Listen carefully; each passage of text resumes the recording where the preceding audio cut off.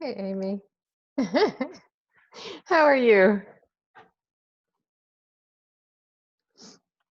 I don't know if your audio's. Hello. Can you hear Yeah, me? I'm sorry. That's okay. Can you hear me? Yes. Okay, good. Okay. How are you doing with the time change and everything? You remembered? I'm sorry. How is the time change for you? I'm tired yesterday, very tired. Yeah, yeah, I fell asleep at an awkward time. I got yeah, up really early and yeah. then I was like, I crashed and now sleep. I know it's Yeah. funny what that 1 hour does, right? It's such a strange thing Right, that right, it can right. shift everybody. So Um, we're going to start in a few minutes. How was the weekend? Did you guys, did your family go trick-or-treating and doing Halloween things or not this year? No, no, so the only little one here is my grandson. So I came up with an idea that everybody let them knock on your room door and hand them candy. That's awesome.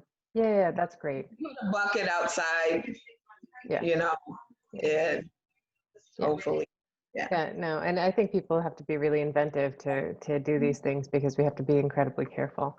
I know some people in the community had a bucket that they sent from the upstairs all the way down on a wire, like put the candy, dropped it in, and then some people did a chute, um, like a tube or something coming out of their space, again, one at a time. Um, my son thought it was great fun, but it's interesting how creative people can be when they're pushed to do Right. something new. Um, all right, all right, all Hi, right. We good still have a morning. couple. Good morning, Olusegun. How are you? I'm fine. It's strange this time change because makes it halfway through the day and then the night comes really really fast. But I'm glad you guys remembered and that we're here at the right time. Um, Can I I show want, you something, Professor? of course. Um, this is my injustice. I've Excellent. tried to catch it. Then you said we should burn it. Is it now that I will now burn it after I've carved it now? I think so. I think if you have the image inside, and I think the word has to be legible. Like we need to be able to clearly see that it says That is the injustice. reason why I want you to say it before I do Right. that. Is it okay like this? I think it's nice. I think it's okay. I don't know how when you're taking the video, if the injustice is going to be clear. If you want to, you can also take the side of the candle and write the word in it so that once it burns from the top, it would also, if you take for example a video from the side of the with the candle, you could Okay, also you mean write. I should write injustice vertically down I would do it or up across. Yeah, across across like like this? that, so that when it starts burning, it'll start burning even on the side. So see, we can get the top view from it, but the words are a little bit in a different. Usually, we're used to reading, at least in the Western cultures, from left to right, and so seeing it from up top, you kind of have to make out what it says. I think if you put it left to right on the candle, and videoed it, maybe starting with the top when it's burned off, and then going to the side and looking at it from that point of view, I think you'll be able to see it. But I'm going to talk today about the project a little bit more in depth. Actually, we can start now. Um, so from now, we have basically 6 more weeks until the end of the semester, which is a little mind-boggling. What we're going to do between now and then is we're going to, of course, go over different cultures and different epics and different artworks, like we started with the Egyptians, and then we're going to do a practice. The practice, however, is your final project is yours. It's your theme, it's your concept, and I will teach you these techniques in terms of layers. We're going to start. Um, you can do a drawing in the end. You can do a sculpture in the end. One of these videos, if you do it, maybe practice doing it, practice the burning, see if the letters come out. If they don't come out, do it again in a different way, right? So these practices are going to be, and let's look at one of them. So in Unit 4 right now, I'm sorry, Unit 7, there is this document, which you can find at the bottom of Unit 7, and I'll show you exactly where to find it. And it is a reflection on the practice of Egyptian art, okay? So for this practice, we considered permanence and impermanence, right? Permanence on a solid material, something that's not going to be taken away. And we thought about maybe writing laws on it or something that you really, your laws, right? what you want to live by. And so that would be the permanent one. These are, again, not going to be graded, okay? This is for you to practice and consider how you can actually create tangible things and create something into the world that didn't exist before, right? And it's from your perspective, it's from your point of view. And all good artwork starts with this core of exploring what you feel you are here on this earth to do, okay? So again, the practice is going to be up to you. The marks that you're going to get are going to be from the quizzes that we have about the different epics.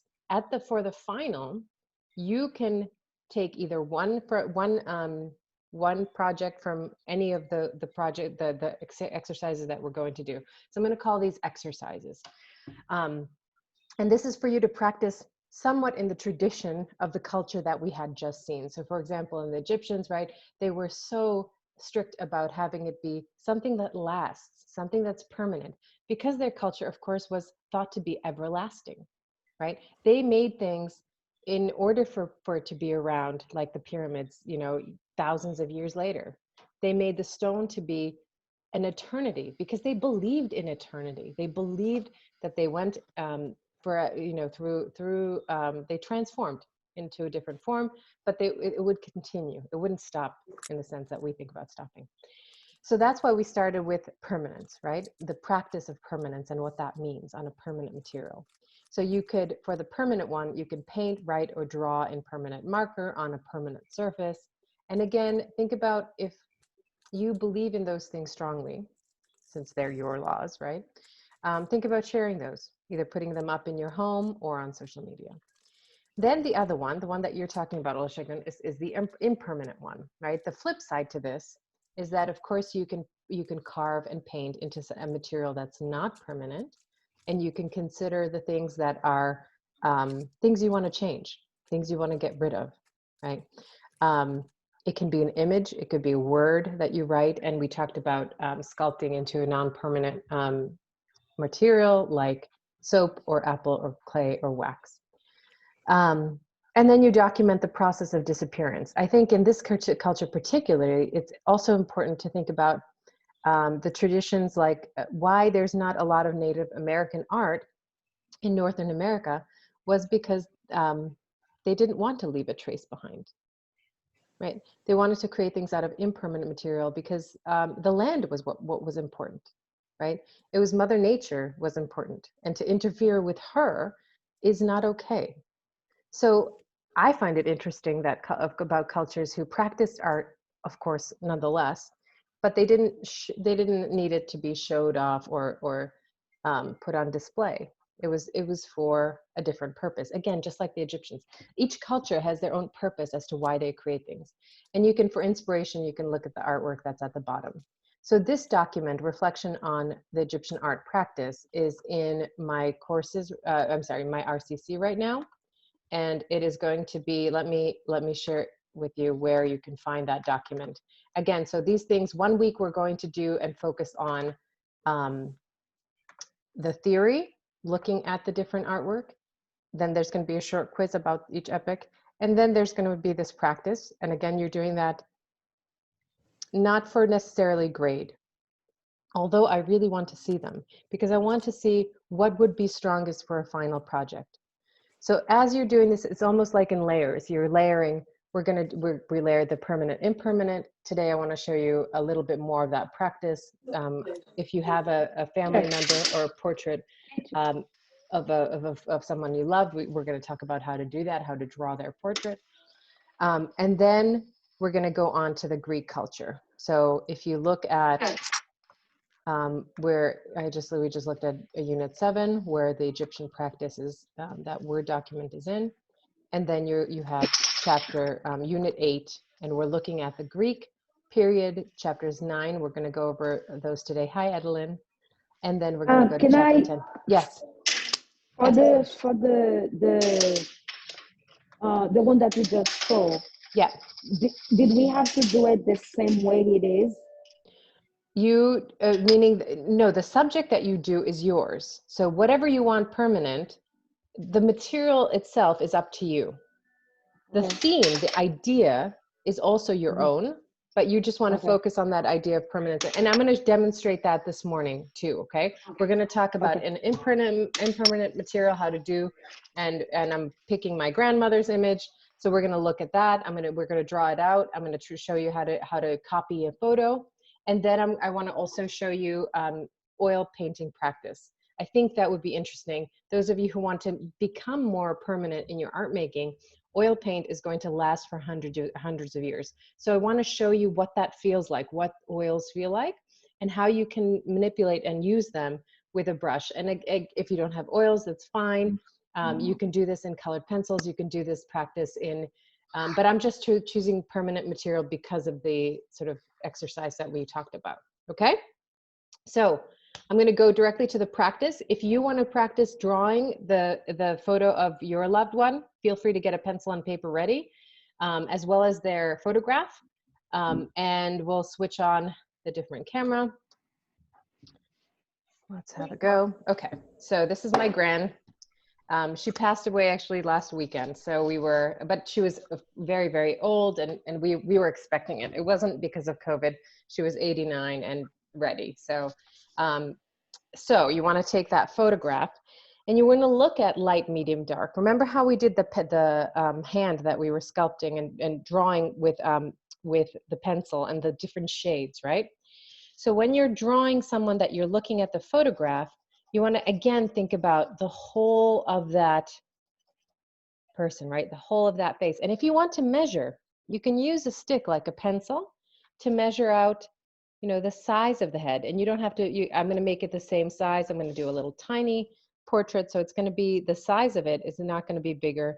Again, you can measure. It's going to end right here. So that's the whole of the face that I'm looking at right now. But again, because I'm drawing the whole of that face, I want to put material. I also want to put a material a little bit in the background. And I'm going here at a diagonal so that it goes into space a little bit, because that's the illusion, right? The only trick we have on a two-dimensional surface in order to make it look three-dimensional is the light, medium, dark, like the 10 shades that we did. That's why I'm shading over the whole thing. I'm trying to follow the pattern of where I see the darks and putting in that dark. At this point, and I'm going to shade over her entire face, because again, I'm going to come in with a pencil, not to erase mistakes, but my eraser is there to draw the white lines. Okay, so you can think of your pencil not necessarily as a thing that corrects things, but it makes a mark on its own. So hey, she has hair over here. I have that thing. All right, so for now, it's like a little blob. So you want to look at what I try to do is I spend about 10 seconds looking at the photograph and only 1 second on my page. I really want to follow where I see the darks. Now you can go one of two ways. You can go take your eraser, and you can do an eraser, regular eraser from a pencil. You can also, there's these kneaded erasers that look like clay a little bit, but they pick up, you can see inside this, it looks almost like gum.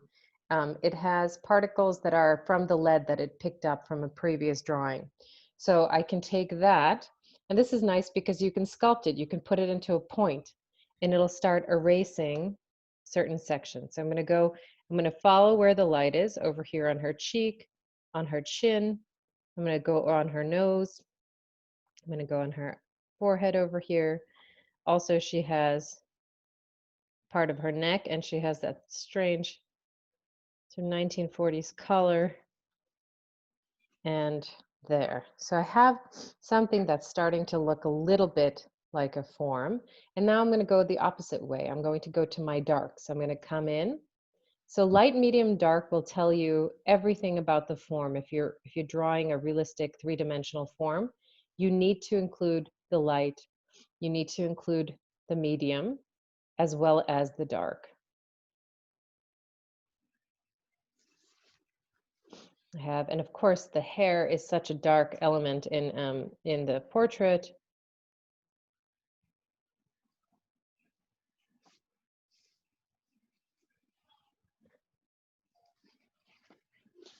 So the hair you can really, really punch out, really press hard on the pencil. We will also come in with a little bit of a pen so that it's really black, because we really want to develop, we want to look at where the light is coming from. The light over here is shining on her face, like in the image you can see, right? There's light on the form of the face, and that's on any three-dimensional surface on any face, right? There's always going to be a light on the face, because the light is reflecting from where the sun is coming from. So you have anything that pokes out on the face, right? You have the forehead that's a little lighter, the cheeks are a little lighter, the nose certainly stands out, is going to be lighter, and the chin is going to be lighter as well, right?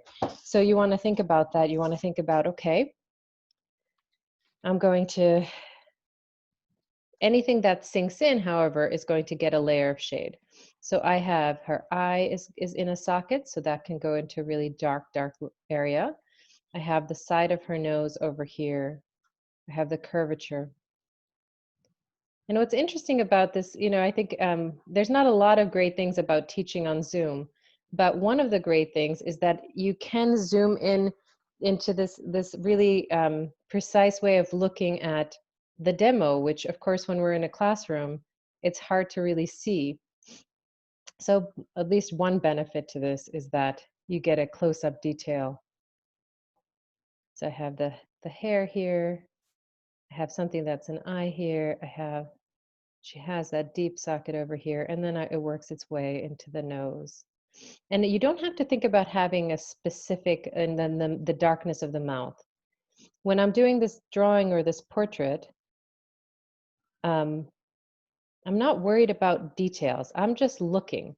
The image will come, the face will appear. The more layers you put on, the more the image will show itself. So don't worry if it's not, if the lines of the nose is not in the right place. You can move these. This is so easy with pencil, because you can just wipe it away and suddenly you can redraw a whole section. So don't worry about, there's no mistakes in art. You can just play around with the particles. Also, if you notice, I'm moving and going in different directions. So imagine when you're drawing your family member or whoever, imagine like you're following their face. Like if you were petting her face, the lines would go around this direction for the cheeks, up the nose. So I want to draw, when I'm shading, I want to draw in that direction. Like for the neck, for example, I can go in this direction, and then it tucks into her collar.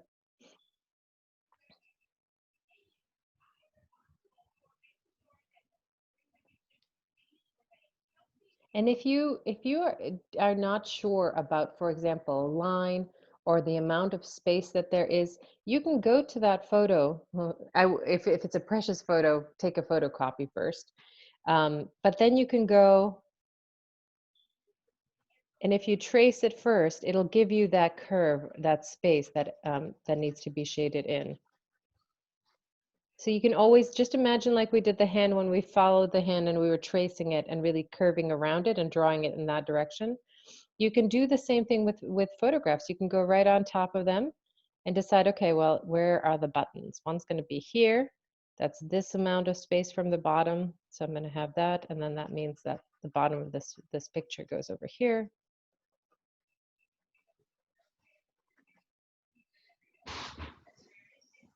You have that collar, have that button here, another button here. Right, and then you can start to see the whole detail. Of course, first you want to see the entire thing, right? You want to see, I want to come in and do, for example, I need to expand here into her shoulder.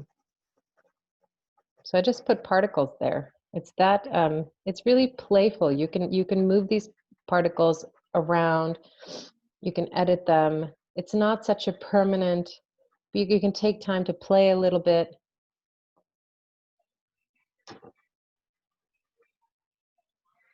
And then I try to look for, okay, where are my really dark darks? I have some light over here. So I'm going to take it out. But then this whole section is a bit of a shadow.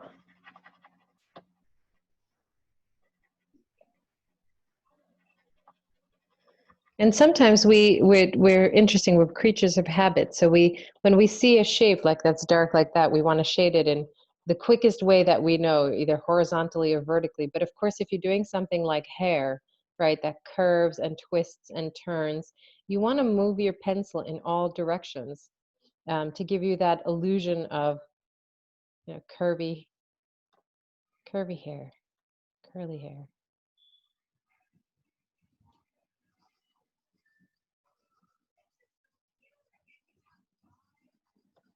And I'm going to come in again with my background color.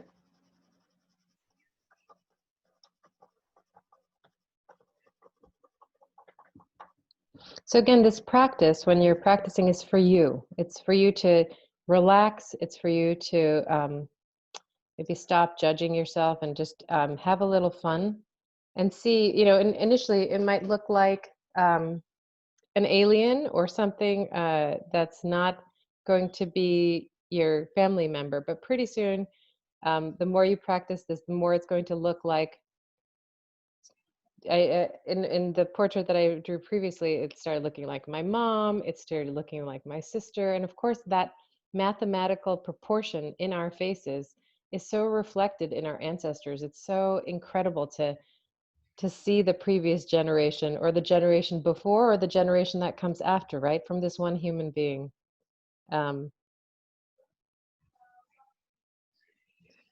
It's a fun play.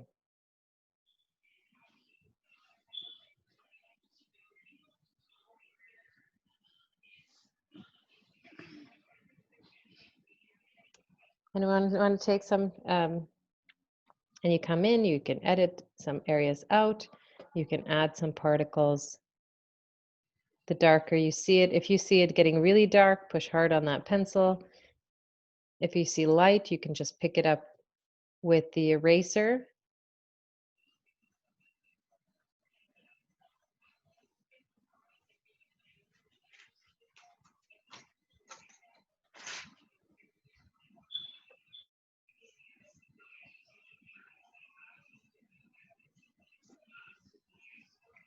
And it's not about perfection or getting it perfect. It's about, you know, maybe spending some time with that person if they've passed away or if they're not around you every day. It's nice to just spend a little time with their image and with their face, and it's just another memory, right, of looking at them.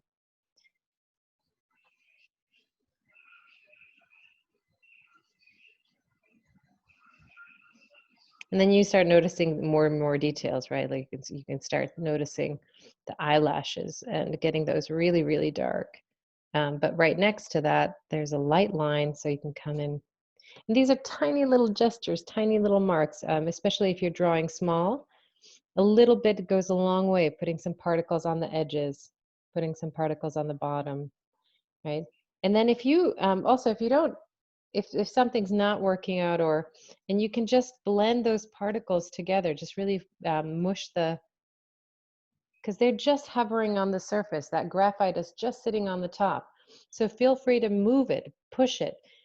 Just because you made, we have this thing where if we make a line, we think it has to stay there. Of course, that's arbitrary, right? We can be much more playful and edit it and move it out.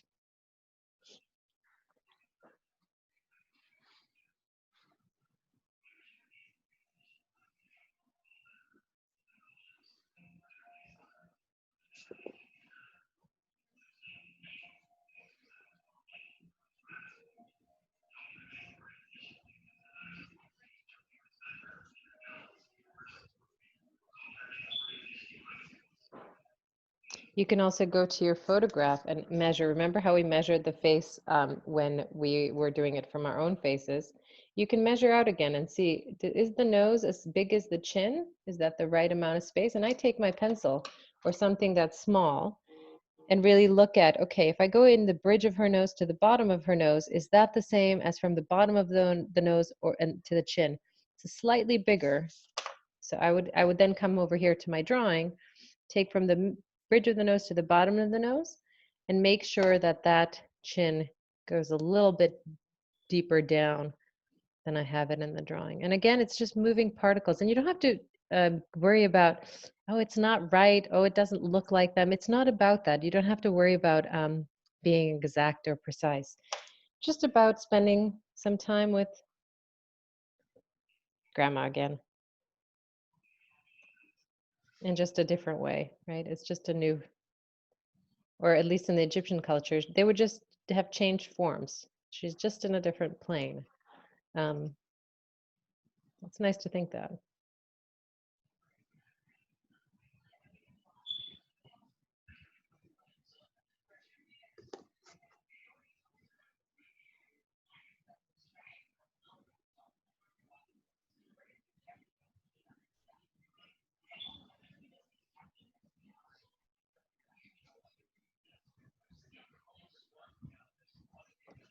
So whether you spend, 5, 10, 15 minutes, this has only taken, we started at 10:30, so this has barely taken 20 minutes. So again, you can develop a drawing quite quickly by just shading out the entire form that you're drawing, then picking up the lights, and then adding darks. With darks, if you want to add even more of a depth, you can think about adding some pen marks. And the pen is going to really develop, you're going to develop some wonderful contrast between the grays of the pencil. And then the pen is, of course, going to be much, much darker and also much more permanent, right? Whereas the pencil drawing is not going to be quite as permanent. You can always smudge it until you're really satisfied with the way it is. If you want to make pencil permanent, you can also take hairspray and spray, because hairspray acts like glue. If you spray hairspray on top of the drawing, it'll make sure that there's a coat of hairspray that makes the particles of the graphite really sink into the picture. So that'll give you a little bit more permanence. But I want to switch quickly to a more permanent version, which is going to be my rock. And I'm going to do this out of oil paint. So I'm looking with the oils, I'm looking to mix some colors. And those of you who are interested in painting, certainly you don't have to have oils. You can do acrylics, you can do any material or any medium.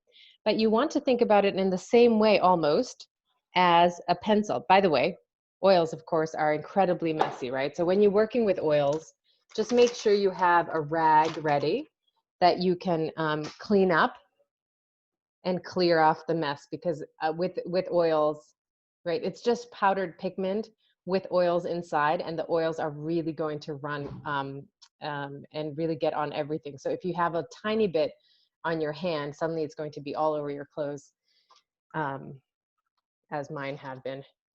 I don't think I own a single piece of clothing that doesn't have oils on it. So I want to have my dark colors over here, my black, my brown, my blue, and I have my white over here. I'm going to add a little bit of yellow, and I'm trying to mix these colors. So this color is almost like a gray with a little bit of white. And the white is not, because it's an old photograph, it's like a white yellow.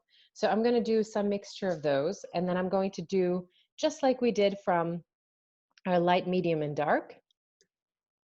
When you take all your dark colors together, like the blue and the brown together, they make such a rich, beautiful, really vibrant dark color, which I love. I think it's such a beautiful color. And then, because this is oils and it really bleeds over, this is called a palette knife. This palette knife blends and mixes things together. I pick up the paint, and I can pick up a small amount of it and mix it together almost like with a knife. I pick up the paint and then I push it back down so that they really mix well together.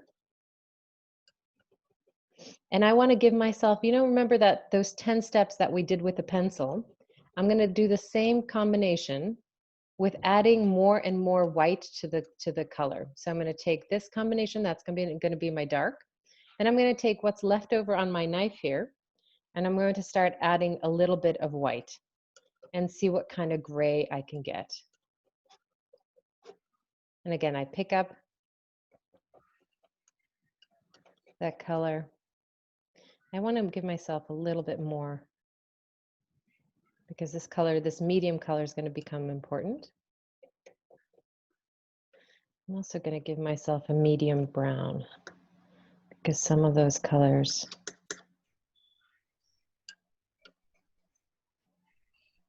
And so again, just like with the pencil, it's about how many particles are going into this pigment to make a particular brown or a particular gray, right? How much brown goes into that mixture is going to have a huge effect on my white because the white is so light. So here are my mediums. Of course, between the mediums and the dark is still, I can have another color in between these colors because it would be like a 7-step. So I'm going to try to make a little bit of a darker one.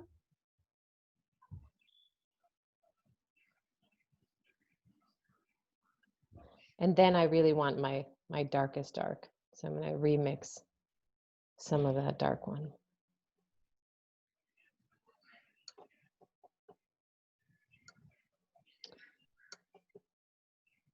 So when you're painting, just like in understanding your pencils, when you're painting, you want to understand the paint. You want to understand how much to mix, and it makes a world of difference getting from light to medium to dark, because that's what you're going to need to make any 3-dimensional form.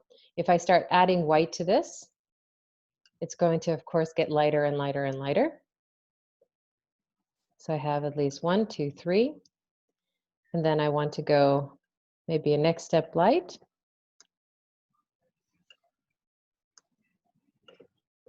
I'm also going to leave some of the white completely white so that I can do a little bit of a highlight. And I'm going to leave my black over here. So when I have 1, 2, 3, 4, 5, 6 steps from light to dark, and that's what you want when you're starting to paint. Now also for painting, I need my medium, which is going to be oils. So those of you who are interested in painting, and I think some of you should be. I think I'm not, if you haven't tried painting before, this is again one of the most permanent materials so that hundreds of years later, your painting will still be around, which is quite fantastic.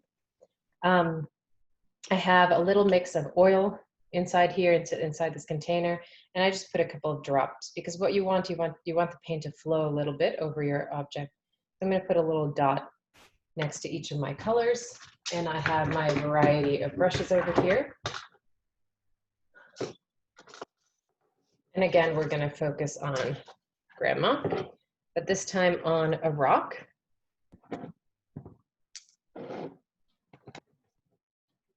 So I have my rock over here, and because it's such a dark rock, it's such a beautiful, this is just a rock that I picked up from the beach. I'm going to start off, this is going to be not my darkest black, but it's going to be pretty dark. I'm going to start off with some of the lighter colors, like some of the ones over here. And I'm going to be looking at only the light of Grandma. So imagine, I'm not going to be doing any features. I'm going to be drawing everything that's not the features. So I'm going to be drawing the forehead, a little bit of the nose. I'm sorry, you see it upside down over there. Actually, I can maybe switch it this way and just have Grandma upside down. Let's see if I can work upside down. We have the nose, we have a bit of the chin over here, or cheek, and then the chin goes down here. Again, this space is quite massive. We can go ahead and fill it in. And you have the thing that goes up here, as well as the light over here before we get to her collar, which is going to be quite light. So you want to, again, think about the form as light, medium, and dark first, okay?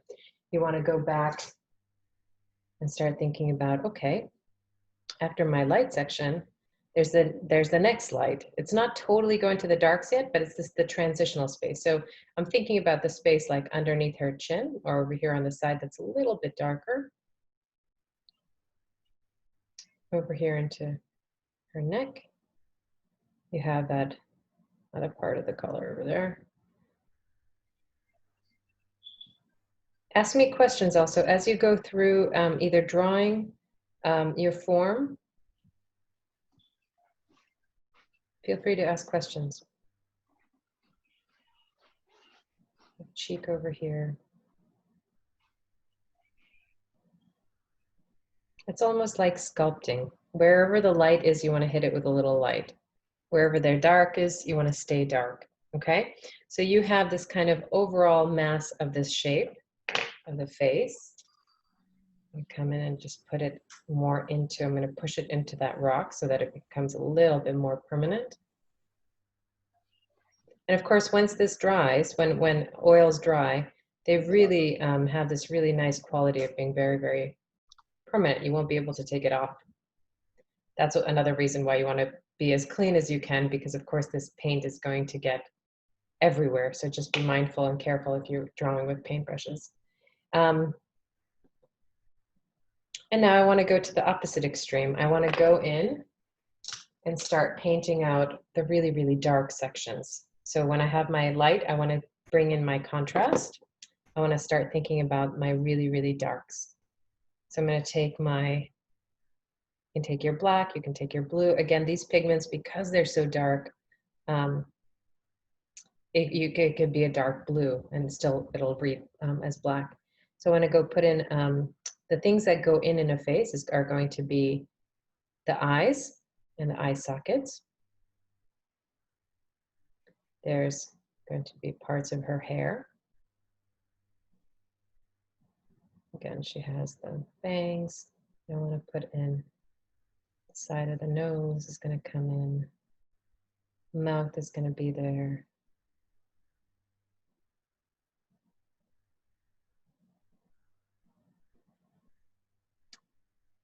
And oils are, you can paint with them and they will stay wet for a very, very long time.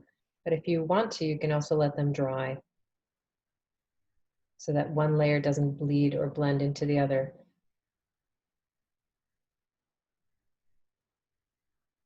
Again, that hair is very, very dark, so I can come in.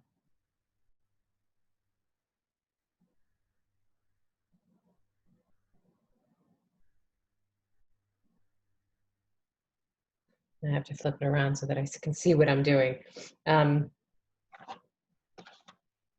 So again, you're just layering on, and the more you add, the more it's going to start looking like that person, but you don't have to worry about getting every single detail. You're looking at light, you're looking at medium, you're looking at dark. And getting those small details is going to be so fun at the end.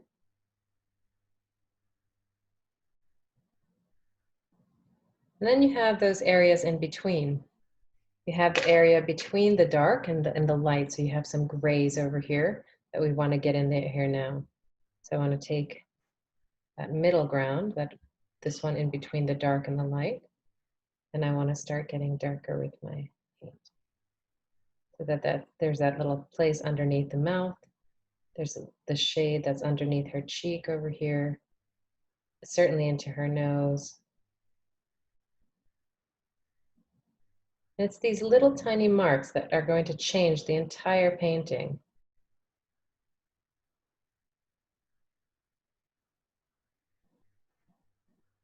Just wanted to show you how, those of you who are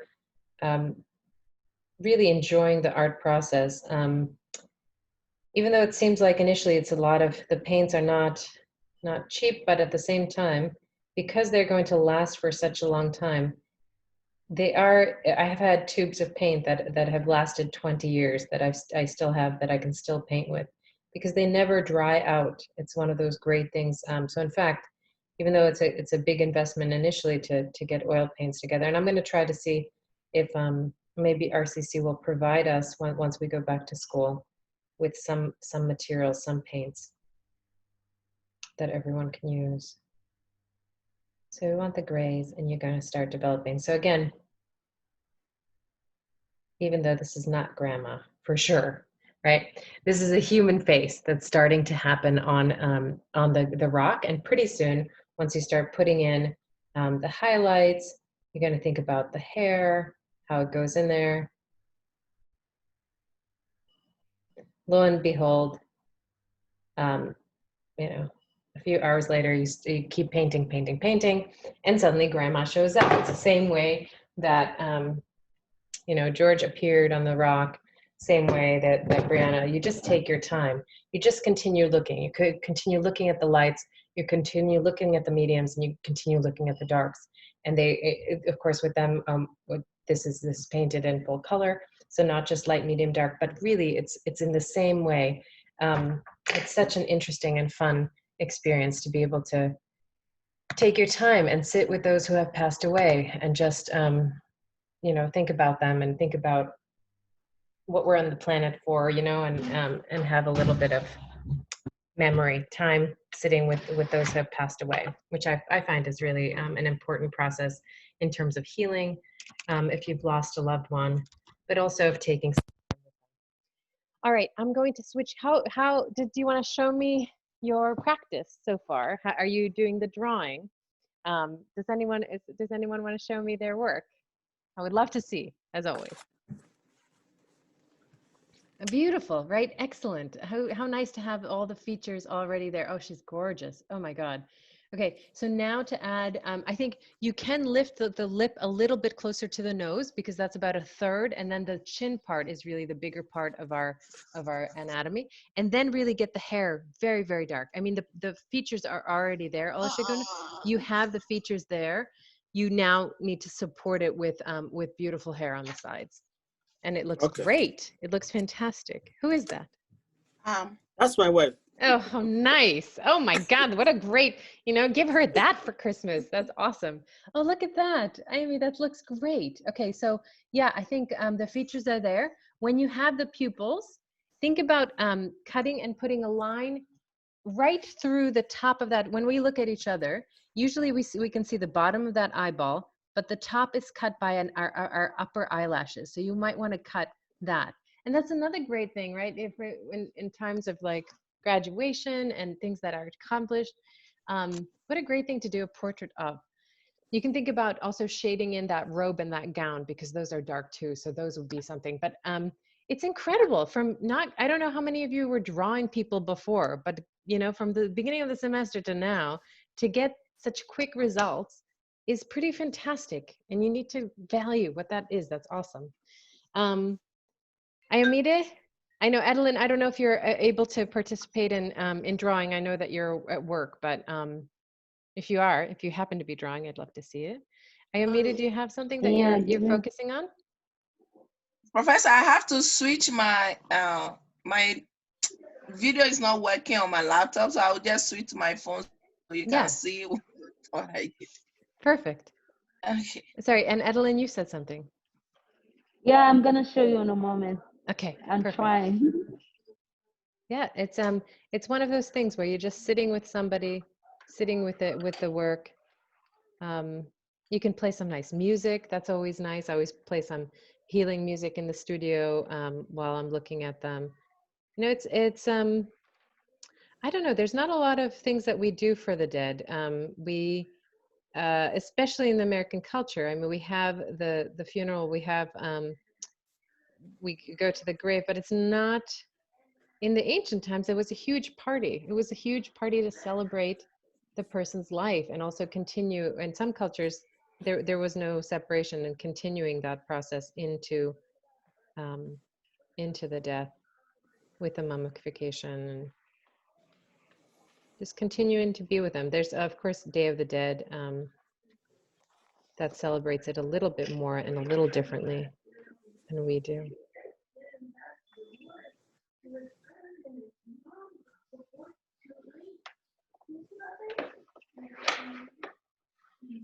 So this is kind of an example of a project in permanence and impermanence, right? To look at what material can I use, the pencil drawing one. If you don't like a person, right? If you don't feel like you want to be around that person, you can also draw their portrait and erase it. Evelyn, that's beautiful. Okay, that's lovely. Let me see one more time. It's an amazing, so this would be an amazing carving, right? You have the demonstration of just remember that the nose, because it's the thing that pokes out the most is actually going to be the lightest, okay? And then everything else around it, the shade around the nose is going to be a little bit darker because the highlight falls usually on the nose because the sun's above us. It hits us in the forehead. It hits the nose, the cheeks, and the chin. And those parts that are standing out are going to be light. But other than that, it looks lovely. I mean, it is a representation of a human being already. This is great. Georgina, talk to me. Yeah. I need to switch my video. Why do I even turn my view? Okay, this side. Oh, look at you. Lovely. Okay. And it's a 3/4 view. It's that 3/4 over here. You have that line. You have that, that looks fantastic. You can leave a little space, Yeah, a little this bit of is it. the Oh, how picture. beautiful. Yeah, it's gorgeous. I love it. So you have the shadow. Don't forget that there's space between the shadow underneath the nose, and then Yeah. before the upper lip starts, there needs to be a little bit more space. And then you have it. Then it's great. It's ready to go. You can also cut, don't forget that there's the cheekbone over here that ends here. There would also be a line. It's just going to be a shadow line. It's going to be Oh, just a okay, little bit yeah. darker, right? Because that neck goes in there, and that the Like something space like that. puts. Beautiful. Excellent. Look at you, portrait people. Right, so for your final, I mean, this is a great final. If you want to continue with any of these projects, if you find that project interesting, I would continue painting and drawing and thinking about a final project that somehow you identify with, right? Or you really want to concentrate on. This is just an exercise. We're taking a day to look at the people that we love, but certainly this could be, you could sit a week with your grandmother or with your family. You can sit a month and do their painting. You can paint grandma at every stage of her life. You can paint her young, you can paint her old. And it's this really interesting process to go through.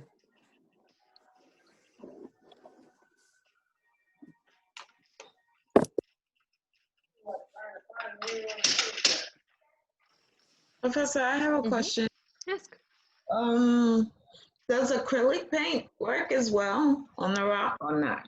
Acrylic paint will work. Acrylic is based in, so oils have the medium, you're thinking about the pigment of the color soaked in oil.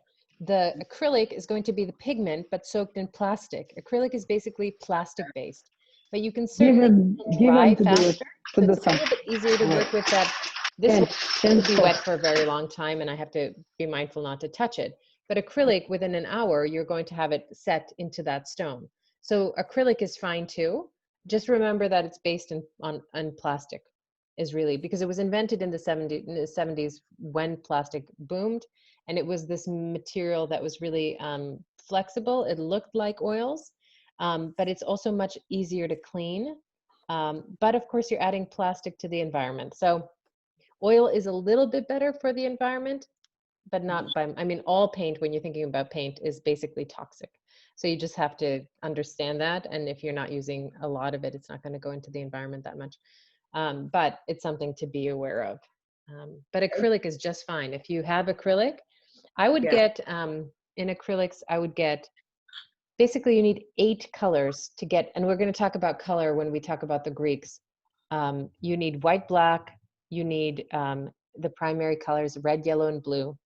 And basically with those colors, you can mix almost any other color. So you don't have to be fancy and get yourself, you know, huge. You can get 7 or 8 primary colors, and they will give you this full spectrum. We'll talk a little bit more about this when we talk about the Greeks, which is this next section, which I'm going to actually, we're going to get to the first PowerPoint presentation today. When you're talking, and we'll discuss color in a little bit more detail, okay? I'm going to continue painting, but later on, because we need to switch gears and go to our PowerPoint presentation. You can certainly still draw and paint.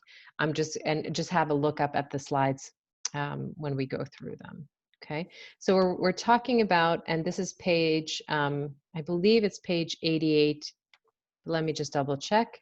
I'm sorry, 77 to 87 in our prehistory textbook that you have in Unit 7. Okay, so make sure you open those pages up, go through them, and again, short articles and short videos. And they're going to be talking, we're going to be looking at the Greeks, which is another culture that we really, in the West, really replicate with its highlights, because they invented theoretically democracy, but also with its problems, because it was a democracy for very few people. So you're thinking about the Greek world over here in this, right at the top of the Mediterranean Sea. They're a relatively small culture initially, but their great claim to fame was that they defeated the Persians. And Persia, because it was such a huge section of the Aegean right here, Persia is going into contemporary Turkey, really huge amount of land in Persia. But what happened in Athens was very unpredictable. Greece was supposed to lose that war, but somehow they defeated the Persians, and that really gave them a sense of self-worth. And you can see that self-worth in their artwork. So we're going to start in the geometric period. You can see this is an amazing ceramic feat. So this vase over here on the left-hand side is actually 5 foot tall. It's as tall as I am. And if you're thinking about ceramics is difficult to do, but to make a jar and to make a pot like this, that is so huge. It's incredible. Not only because you have to think about the kilns and being able to fire this huge piece, but of course, then you look at the details and they're exquisite. You have a sense of geometry going all around this. So the painter would have been going in with zigzags, with triangles, and repeating that pattern all throughout the vase. You have one line of animals over here. There's some sort of antelope, and you have a sitting antelope over here. And then in the middle of this jar, this is the Diplon, it's called an amphora, this particular type of jar. And it's from about 755 to 750 BCE. So you're thinking about almost 3,000 years ago, which is incredible to have ceramics survive that long. But if you look at over here in the section of it, it's actually, it's an amphora for the dead. So this over here shows a woman in the center. She's depicted by the dress. She has passed away, and you have the mourners over here, and they look like they're pulling their hair out. So they look like they're in real trauma. So you can see that in the way that they are holding their heads over here. You can in between. What's interesting about the geometric phase is that none of this space is left undone. So if you look in between them, these kind of M shapes, they're actually tears that are coming from the people's face, which is a very lovely way. So this is someone who was important in the community, happens to be female, and then the mourners here on the side are nicely depicted. We go to the Archaic period, which is the oldest period in Greek art. You're thinking about the Greeks happening at the tail end of the Egyptians. So you're thinking about the Greeks in the last 1,000 years BCE, where the reign of Egypt is really, really strong. You have the height of the New Kingdom in Egypt being from about 1500 BCE. And this is again from 600. But you can see the Egyptian influence, right? When we look at the Chorus boy over here, who was also a sculpture for the dead, it was a young male that the family would mark almost as a gravestone. It wouldn't be a depiction of him. It wouldn't be specific. It wasn't about the specific boy that had died, but it's these idealized proportions.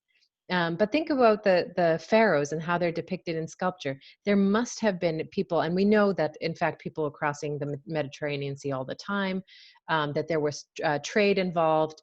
And so this sculptor particularly would have definitely seen the pharaoh sculptures of Egypt. You have him standing almost in the same poses. Have a look at his feet, right? He's standing in that sort of very stark Egyptian, hands at the side. And the reason for this is, of course, that you have a huge stone to carve, the marble, and you have to balance the weight, right? Look at these broad shoulders and the head, and to support this amount of weight, you really have to make the leg super strong. And you can see that his hands over here were not fully carved out. They're actually attached to his side, because if they had carved out the whole thing, of course, the hands would break underneath the weight of the Kouros boy, right? So they would break off. So you again have, in the Archaic period, have a look at the hair over here that would have been done in sort of geometric pattern. It's almost like the sculptor took the measurements, right, split the boy down the middle, and the identical symmetry he basically measured out on both sides and had this really geometric shape to the form of the body, which is specific to the Archaic period. You can also think about how the face is not necessarily anyone specific, but this kind of archaic smile. This is kind of an eternal sculpture, almost like the Egyptians. Again, and we're going to talk about this a little bit next on Thursday. these would have been painted. So we see what we identify as art, as Greek art, these sort of white marble structures. Imagine them painted in all kinds of colors. And of course, the sculpture becomes completely different than when we think of the Parthenon, these sort of marble white statues, which we base Washington, D.C. on, right? We're not like that at all. They had a tremendous amount of color, and I want to stress that. So we're looking here at another Kore figure. It's called the Peplos Kore, but we think that she, in fact, is the Queen Athena and the goddess of war. And on this is the sculpture that we have over here that we have today. Certainly parts are broken off because, again, you can imagine them falling down, and the things that go are noses and arms because they're so fragile, they're exposed. But this is from 530 BC, and what's interesting about her that with contemporary digital technology, we can deduce what kind of shapes and patterns she would have been painted in. So she would have had this incredible red hair. One of the interpretations is right here, over here on the right. When you shine digital and you look at there's actually a pattern on her dress. So again, the thing that we see today is, of course, so much different from what the sculpture originally was. She would have had a crown. There's actually metal little things that are poking out of her head. So we think that this probably was the goddess Athena, the goddess of war. And again, the depiction over here, look at what detail the shirt was painted in. Look at the detail of the dress, of course, her face and her head. It's a completely different sculpture. As soon as you put color makes it come to life. It's a whole other piece that we don't really think about when we look at Greek art, because we take it for what it is now and not for what it looked like back then. This is another vase, a really interesting one. It's taking the story of Achilles over here on the left, and they're playing a game. They're friends, or I believe cousins or brothers, with Ajax over here. But look at the detail that it's painted with. The Greek vases were not painted like on top with a glaze like we know today for ceramics. They were painted with slip of clay. So they would take, and slip of clay is the same basically material that the ceramic vase was made out of, but it's added with a little bit more water, which makes it really, really hard to paint. When you're painting on these things, it dries to be the same color, and you don't see it pop out until you fire it and really burnish it. And of course, the skill of this particular, the ceramicist was named Exekias. He actually signed the vase because he not only painted, but if you look at Ajax over here, you can see how he scratched see the beard. He must have taken something like a toothpick or a fine metal tool and really carved out the details. Look at the patterns on his coat over here, as well as Ajax's. I mean, the amount of detail is outstanding and so beautiful.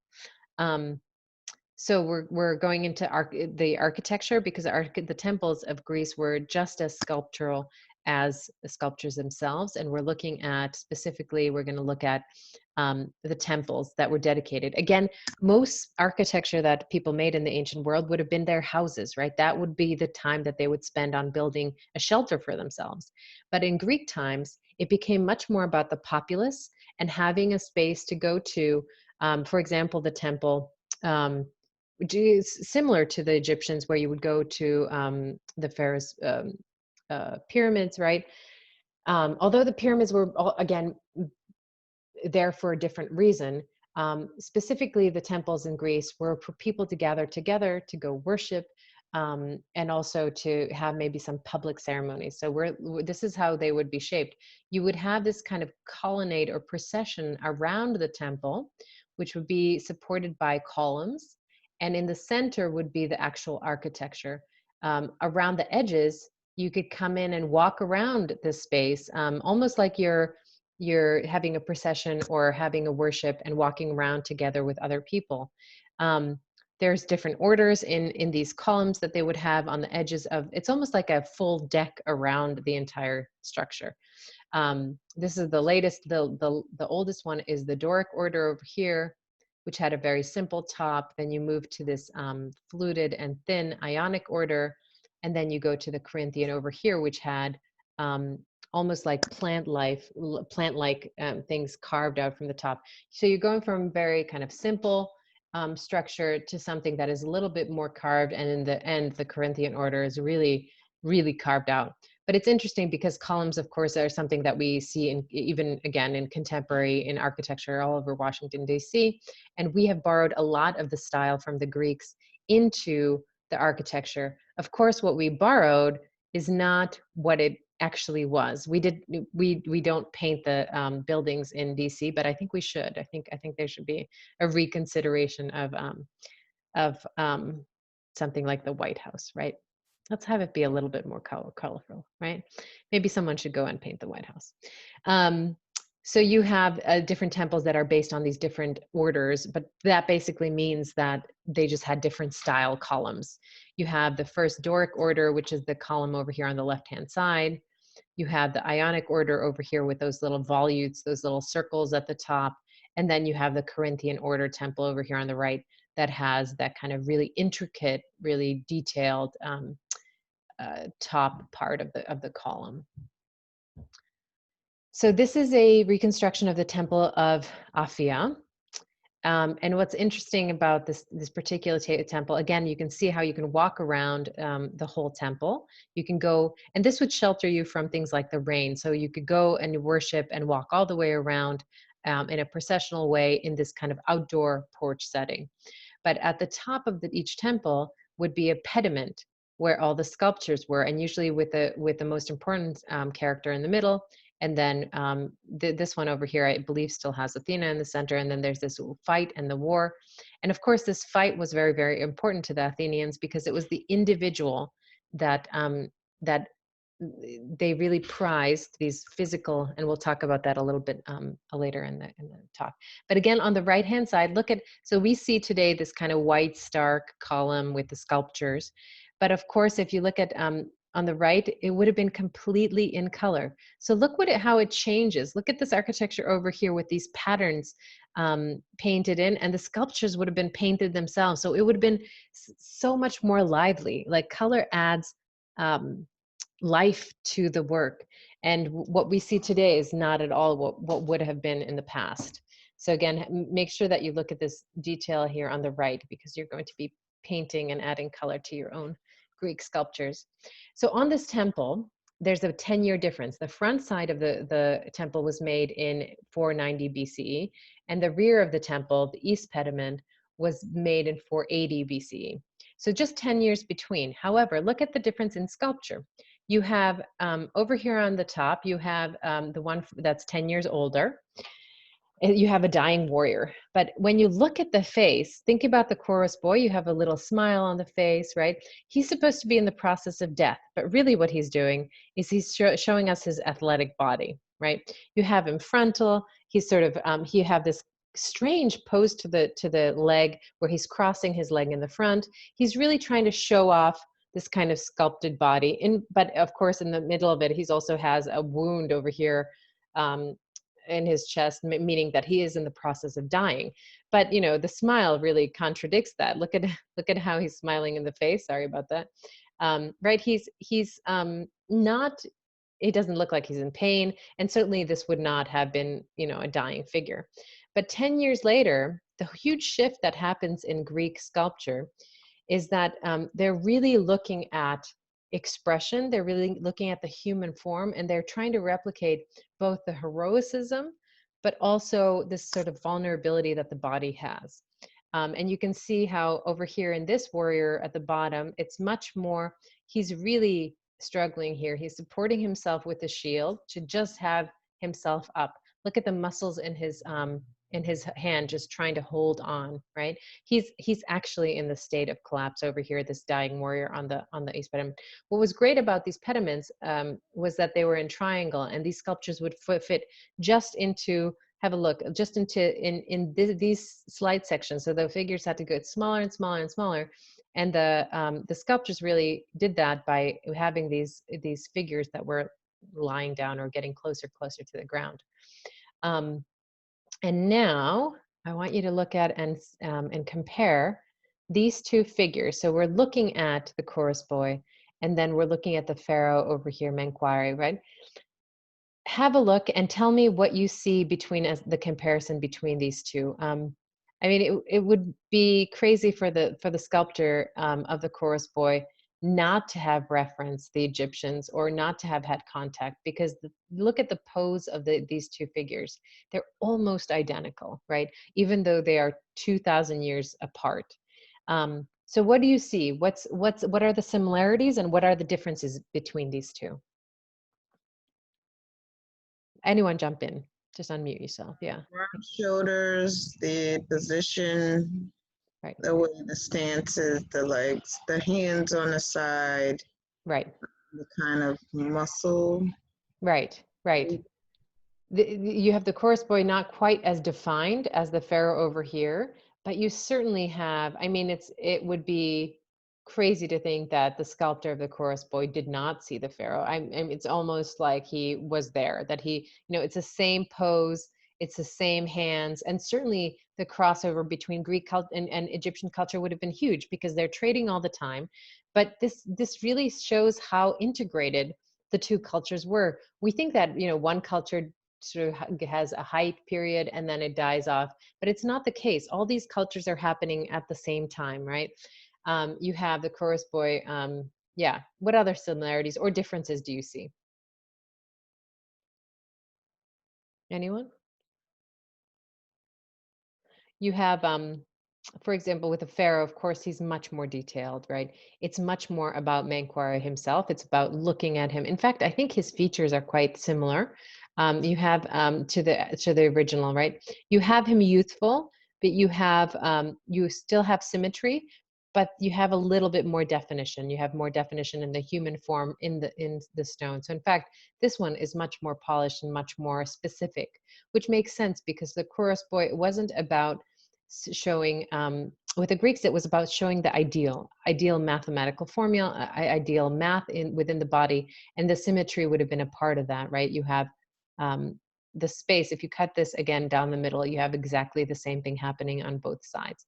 Similarly to the pharaoh over here, but it's less stylized, right? The chorus boy is not as precise of forming the human figure than the pharaoh over here. So again, these pages are going to be for you to read. They're in chapter unit 8. Chapter, I believe 9 and 10 is the Greek. So we're going to be looking at, and they're just 10 pages. So again, basically the slideshow that we went over today is going to tell you about the same works over the 10 pages. And again, it's something that probably won't take more than half an hour to read. On Wednesday, we're going to go over Greek 2, and there's going to be another short quiz. Again, with the quizzes, just I will send it out in a Word document format, and you can fill in your answers and just email it back to me, and that's how you're going to get your grade. We are also going to have a practice, and on Wednesday, I'll talk to you about what that practice is. We're going to be adding color. So if you have any, you could have crayons, anything that is in color, bring that material. It could be pens, it could be markers. It really, color just adds something to the human body and to the human form. And we want to consider what that is. And then to see the Greek sculptures in a whole new way. If you can, print out take a favorite sculpture. You can look at the Metropolitan Museum of Art has, and I'll show you this on Wednesday. They have a whole collection of Greek sculptures, and you can print out any of them. They're in a photograph format. You can also print out any of ones that are online, and we're going to see what adding a little bit of color does to the sculpture. Any questions for today? Again, you can continue practice in permanence and impermanence from looking at that worksheet in Unit 7. Have a good read through that, because that can start giving you ideas for the final. So we have 6 more weeks to go. We will cover how many, 3 or 4 different cultures and their different artworks. We will learn from those cultures. We will do a practice from those cultures. And then at the end, it's going to be your sort of responsibility to create a final project that really means something to you, okay? So take all these practices almost like it's one layer at a time. We're looking at permanence and impermanence today. Next week, we're going to look at color, and they're going to the lessons are going to build up on top of each other. And then you can create your project with all of these things in mind, or choose a specific one that you really wanted to focus on. So for example, if you wanted to focus on doing more of these paintings on rocks, or doing your, you'll have time in the end to do that and develop that into a final project. Okay, that's it for today, gang. If there's So that one that we're doing on rocks, the one that you want us to paint on rocks, do we have to send it to you, or just to prepare us for the final, our final project? I would love to see them, but it's not for a grade. Okay, so when you're looking at when you're looking into your my RCC, let me show you where that is again, because I think some folks were not here when we discussed that at the beginning of the class. Let's get out of this.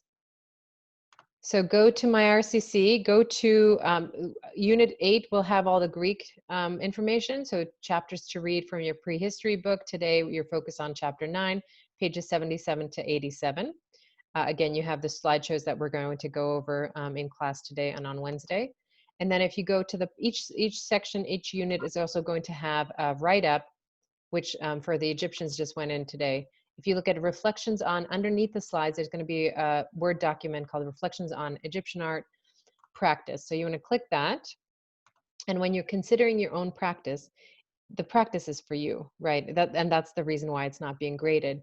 And it also depends on how much time you have to do these practices. But if you're inspired by the artwork, I would suggest that you spend a little bit of time. So again, for the practice for the Egyptians, we're thinking about permanence and impermanence, right? Making something permanent, like your own laws, into some permanent material. You can do a word, you can do for law, you can do a permanent drawing of someone that you want to hold on to. And then you're considering also impermanence, right? And what do you want to change? What do you want to get rid of? Again, it could be a word, or it could be a drawing. It's totally up to you. And you want to think about these pieces of Egyptian art, and think about what they, the philosophy that the Egyptians had about permanence, right? And having everlasting presence, right? Because you can feel the presence in the pharaoh and his queen. You can feel that they made the sculpture to last in eternity.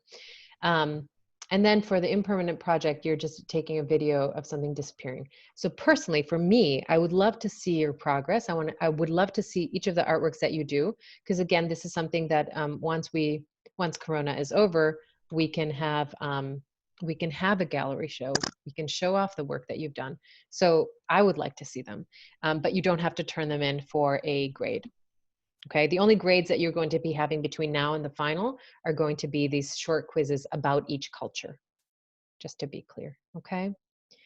The good questions. Anything else? I just like to show you, can you see the yeah. gun? Is I can that definitely see the gun. I think because the soap itself carves in, if you have the gun, maybe the barrel of the gun can maybe be a little bit shorter. Let me see it one more time. It could be perhaps just a little bit shorter at the very, very end, to kind of end before it curves out, so that it looks solid. But it's such a beautiful, it's a great sculpture. These ideas, again, are things that if you could imagine all over the US, in the restrooms, having soap that you make a gun disappear, especially now when people are buying guns. What is it? Bullet. Imagine this all over the country, what it would do, and what it would make people think, right? To think about how to get rid of and solve these problems, because guns are not going to solve problems. In fact, the more there are of them, I think the more problems we will have. But a really strong message. Yeah. I want you to mass produce these. Thank you. Yeah, develop a business and let's get it all over the United States. Yeah, those are great. Any others? Anyone else want to share? Otherwise, it's time to go for those of you for lunch, because I know we're an hour off. Okay, I will see you all on Wednesday for another, and I look forward to seeing your work. If you're going, please share it with me. I'd love to see it. Unless you're good. So they wash away or they burn something labs today. So the first practice for the Egyptians would be a good idea to finish this week. So the permanent, impermanent practice, I would continue for the rest of this week, and you can send it to me. If you don't have the video yet, send it to me by Friday. And again, you don't have to, it's not a deadline. You don't have to send it to me for a grade, but just to keep on track, because we're going to be changing to a practice on the Greeks next week. It would be good to get it done. Okay? Okay. All Okay. right. Thank you. And then I think, yeah, again, an amazing concept of putting words on candles, and any words, right? Any words that are associated with injustice, police brutality, right? And to see those wiped away visually, it's just a very interesting message. It's, you know how advertising makes you think a certain way. Having these messages on objects changes the thinking and changes maybe people's beliefs. These things get into our heads, and there's a power in that. Okay, I think it's a great project. Again, I would love for you to have a whole business of mass producing these candles and getting them. I would also, I'm excited to see how it burns off, because I think that will be interesting. You can think about when you're stamping the letters or carving the letters, you could take a printout so that you have letters like, for example, like you see in Georgina Jones, like the specific lettering that maybe we use in writing, to have it be more outline or more. I know there's people carve words into rocks too, to really push that. But I wonder what material you need to you can push letters so that it looks like type as well. Right? It depends on if you wanted handwritten or if you wanted more like a computer or something, to have it more in the style of a particular, because the way that you do the writing also adds meaning, right? If it's handwritten, it takes into account the hand and the imperfections of the writing. If it's typeface, it's a whole different meaning. It's nice. It's a great project. Create a business. Let's get a grant going. Get you a grant and have your own factory. I know you want to do, your job is different, but it's also a good project. Thank you. You're welcome. Have a good one. All right. Bye-bye. Bye-bye. Any other questions? Adeline, Georgina? Hi, Professor. Yeah. I said bye-bye. Thank you so much. Have a good one. Take care. Continue drawing and painting or whatever it is that you want to do. Okay, I'm gonna do the first one, the one about the what kind of thing that we wanted. I'm gonna do it. Great. The laws and the thinking about permanent things. Yeah, the law. Yeah. Perfect. Yes, write down your own laws. I think it's so important, especially now. Exactly. Hopefully we'll still have different or interesting results tomorrow. All right. All right. Yeah, have a good one. And tomorrow is the last day, huh? Right. Yeah. The ballots are in. I can't wait for that thing to be over. I know. I totally understand it. I just want to know what kind of future we'll have. Exactly. One way or another. After tomorrow, we will see. Yes. Ayomide, questions? Yeah. Take care, Adeline. The calf soap. Okay, you too. Thank you so much. You're welcome. Bye-bye. Bye. Do submit the calf soap. You doing this carving soap? Like, are we gonna submit that? Because I got it done. You are not submitting it for a grade. What are you carving into the soap?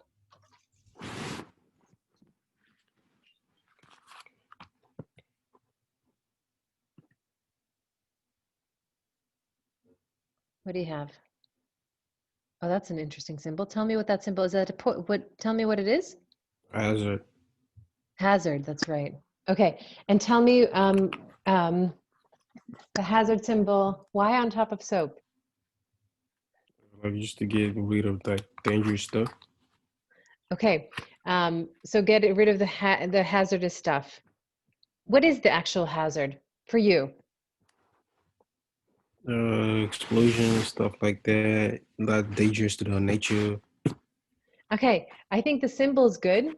I think having a word with that, or defining what hazards are, like I don't know, imperial power, or I don't know, whatever the hazards are for you.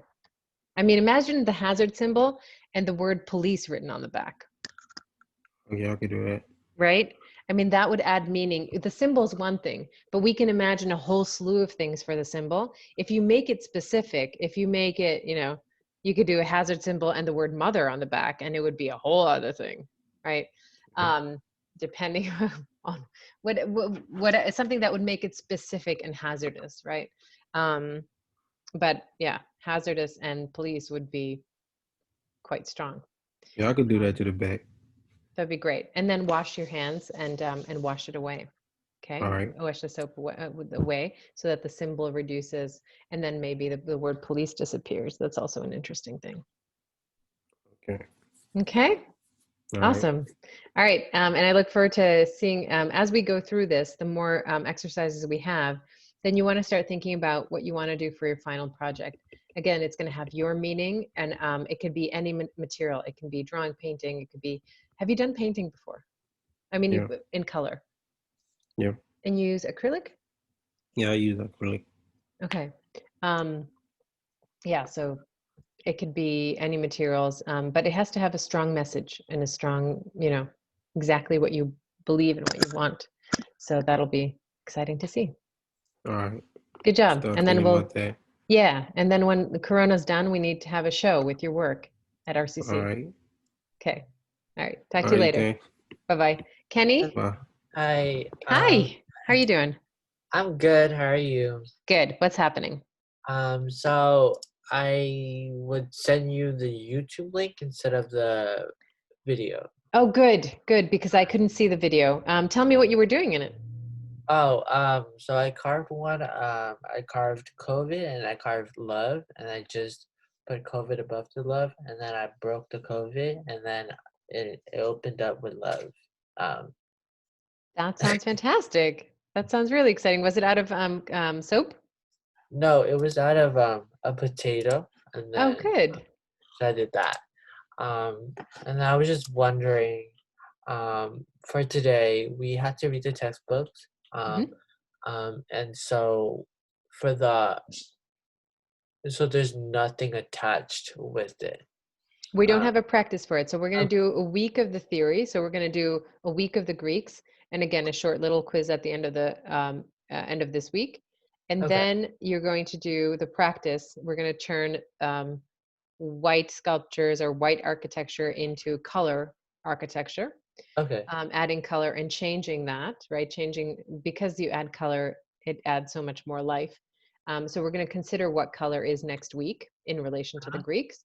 And then we're going to get, we're going to do this kind of build up where we think about the concept, which is what we did with the Egyptians, the idea, right? Where does the word come from? What's your idea? What's your law? What do you want to get rid of? So the idea is what you start with. I'm thinking about now the final project, right? And then you're going to think about what color it's going to be in. Then we're going to have a few more layers, texture. So with each of the cultures, we're learning a different technique. And then for the final is going to be your concept, your idea, and you're going to present what you created and why you think it's meaningful right now. So that's just something to keep in mind, where you can start working on your final project now. We have 6 more weeks to go. So make sure that this week with the Egyptians, that your concept, your idea for the project is something that you start writing about or starting notes about and thinking about what it is that you want to do and what you want to create. Okay? Okay. Next week we'll add color to that. Okay? Okay. Thank you. Have a good one. Good day. Bye-bye. Bye.